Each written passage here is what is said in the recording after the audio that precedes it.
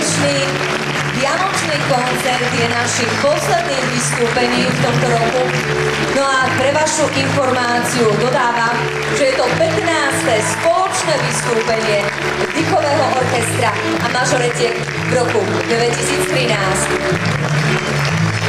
Dnes prirodzene pred publikom tým najvzácnejším, domácim, vami publikom novodobnickým.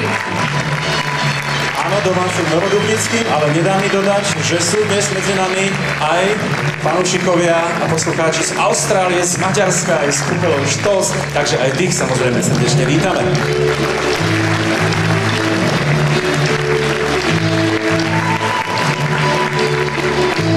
No a privítame aj naše pekné mažoretky spolu s ich vedúcou Zuzanou Balážovou. Aspoň takto na diaľku pozdravíme aj ich trénerku, ktorá je Zuzana Pošková.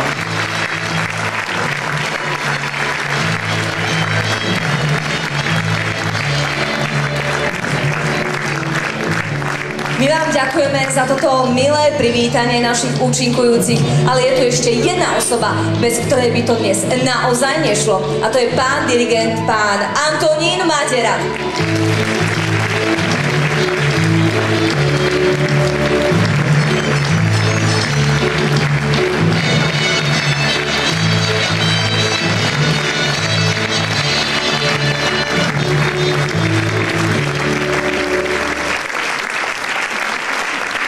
Takže uvítací ceremoniál máme za sebou a na rade je už prvá skladba dnešného koncertu.